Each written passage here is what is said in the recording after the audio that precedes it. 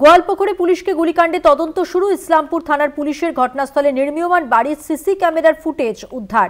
বুধবার গোয়ালপুকুরে যে ঘটনা ঘটেছে পাঞ্জিপাড়ায়, সেখানে দুই পুলিশ কর্মীকে গুলি করে চম্পট দেয় আসামিরা। সিসি ক্যামেরার ফুটেজ দেখে তদন্ত শুরু পুলিশের।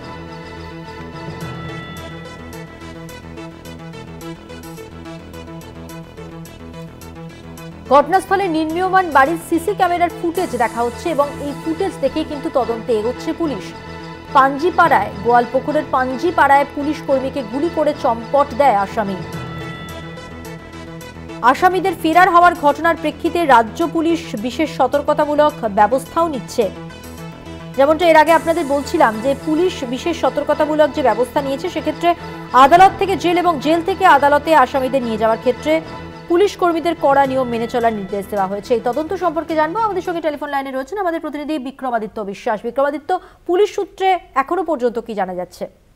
দেখো, পুলিশ এখনো পর্যন্ত যা জানাচ্ছেন যে ঘটনাস্থলে যে গুলি হয়েছিল, সেই গুলির যে রিভলভার, সেই রিভলভারটি যে আসামি তার কাছ থেকেই উদ্ধার করেছে এবং সে কোথা থেকে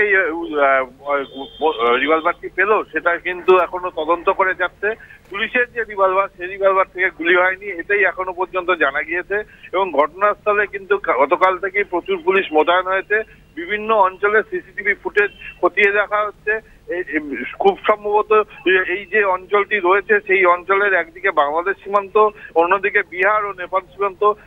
যেই দিক দিয়ে আসামি পালিয়ে গিয়েছে, সেইখানে মোটরসাইকেল করে পালিয়ে গিয়েছে এবং সেই যে অঞ্চলটি সেটা বিহারের দিকে গিয়েছে বলে ধারণা করা হচ্ছে। এবং এই অঞ্চল যাতে সুরক্ষিত হয় এবং পুলিশের নাকা যাতে ভালো মতো আরো চেক হয়, তার জন্য কিন্তু পুলিশ কঠোরভাবে নিরাপত্তার দিকটা দেখছে এবং ভবিষ্যতে যাতে এই ধরনের অপ্রীতিকর ঘটনা না ঘটে সেদিকে কিন্তু তাদের নজর রয়েছে। ঘটনাস্থলে গোলাম রব্বানী এসেছেন, গোয়ালপুকুরের বিধায়ক। তিনি কিন্তু ঘটনাস্থলে এসে তদন্ত শুরু করেছেন এবং পুলিশের সাথে সব রকম সাহায্য করার কথা তিনি আশ্বাস দিয়েছেন।